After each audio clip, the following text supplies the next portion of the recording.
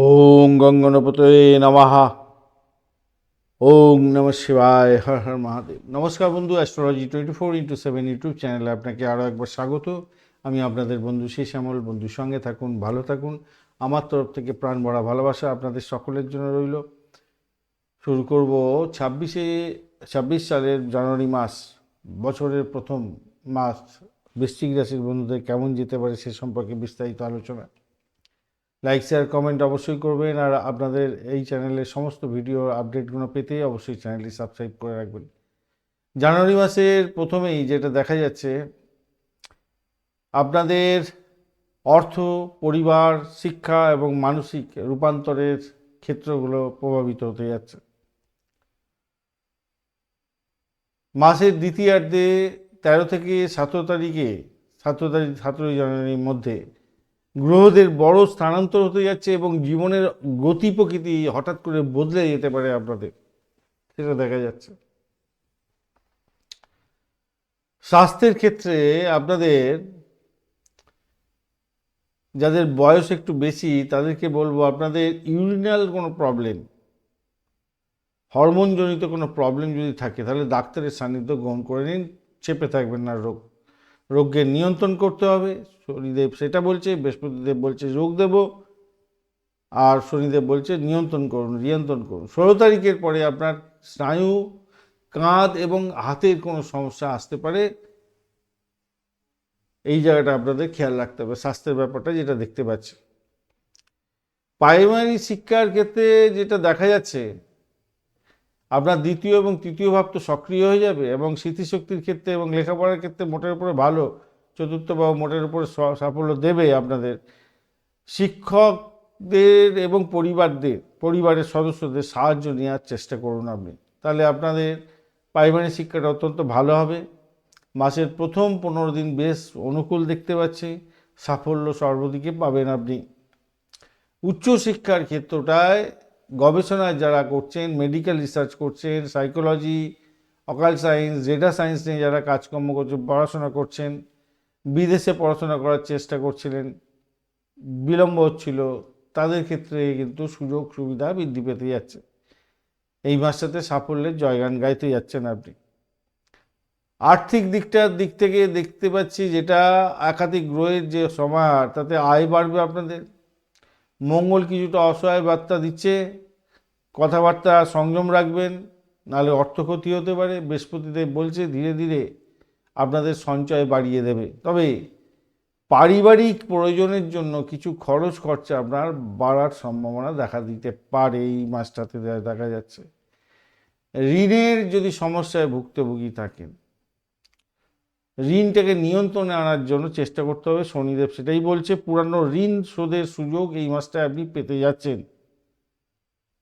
তবে আমি বলবো, ঋণ শোধ হয়ে গেলে তৎক্ষণাৎ এই মাসটাতে ঋণ নিতে যাবেন না, মাথায় রাখবেন। ঋণটা শোধ হয়ে যাক ভালো, কিন্তু ঋণ সঙ্গে সঙ্গে নিতে যাবেন না। আবার গাড়ি ও বাড়ি যদি কিনতে চাইছেন, তো আমি বলবো জানুয়ারি মাসে বড় সম্পত্তি কেনার জন্য আদর্শ নয়। এই মাসটাতে আপনারা একটু চেপে যান, ফেব্রুয়ারি মার্চের দিকে একটু চিন্তা ভাবনা করবেন। এই মাসটাতে কতটা ভালো নয়। চাকরি বাকরির জায়গাটা যদি দেখতে হয়, তাহলে দেখা যাচ্ছে কাজের মধ্যে আপনার না অনীহা জন্মাবে, পরিবর্তনের ভাবনা চিন্তা আসবে আপনার মনের মধ্যে। কিন্তু শনিদেব আপনাকে চাকরির ক্ষেত্রে নিরাপদ জায়গা তৈরি করার জন্য চেষ্টা করাবে, আপনাকে খাটাবে, পরিশ্রম করাবে, ধীরে ধীরে সাফল্য দেবে। বিশেষ করে সরকারি এবং আইনগত ক্ষেত্রে কাজকর্মের সঙ্গে যুক্ত আছেন, আপনাদের সাফল্য নিশ্চিত হতে যাচ্ছে।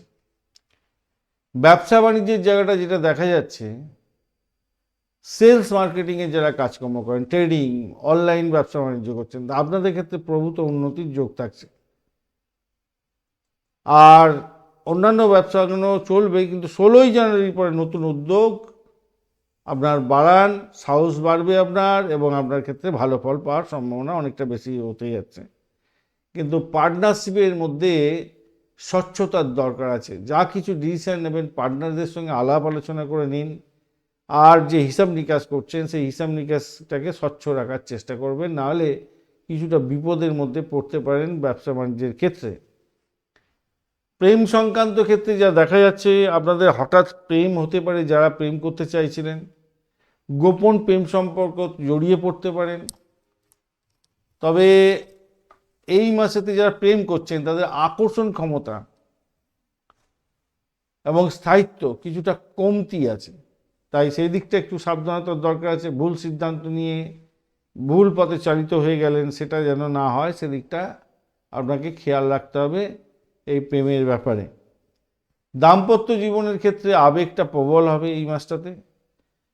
কাজের চাপের জন্য আপনি হয়তো দাম্পত্যের সময় বেশিটা দিতে পারবেন না, তার জন্য সমস্যা তৈরি হতে পারে। কিন্তু খোলামেলা আলোচনার মাধ্যমে এই সমস্যার সমাধান আপনি খুব সহজেই করতে যাচ্ছেন।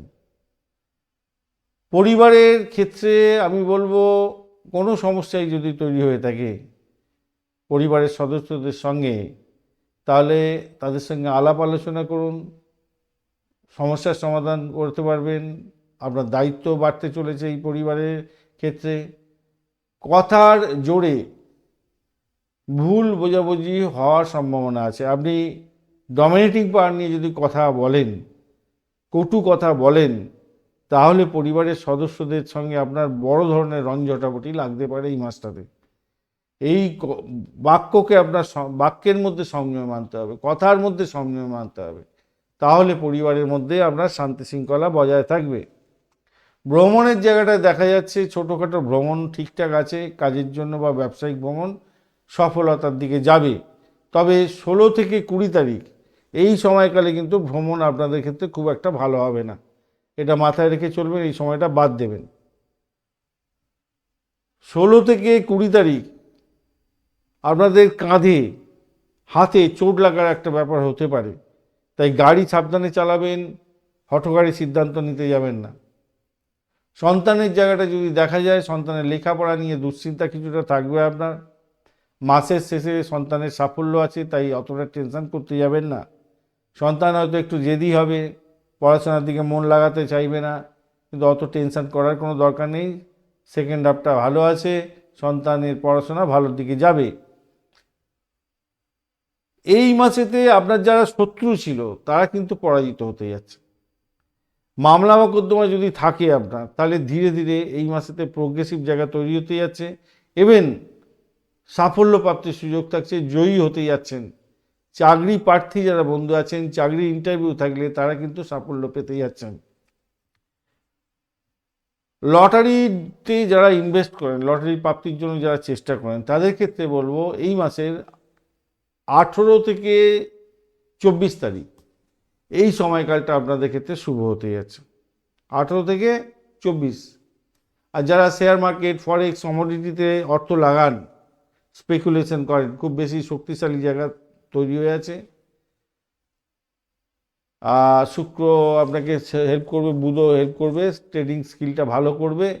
বেশি লোভ করতে যাবেন না, স্টপ লস দিয়ে আপনি এগোবেন।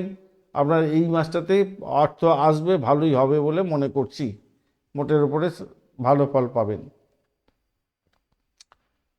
শুভ দিন হিসাবে দেখা যাচ্ছে এই মাসেতে 3 তারিখ, 5 তারিখ নয়, 13, 14, 18, 21, 24, 28 এবং 30 তারিখগুলো আপনার ক্ষেত্রে ভালো হতে যাচ্ছে।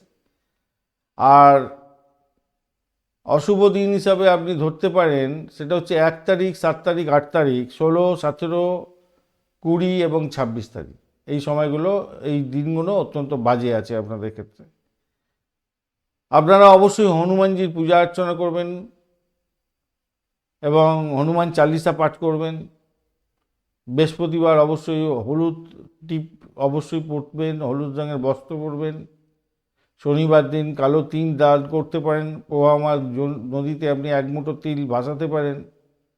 ওম নমঃ শিবায় মন্ত্র জপ করবেন 11 বার মিনিমাম প্রত্যেক দিন, ভালো ফল পাবেন।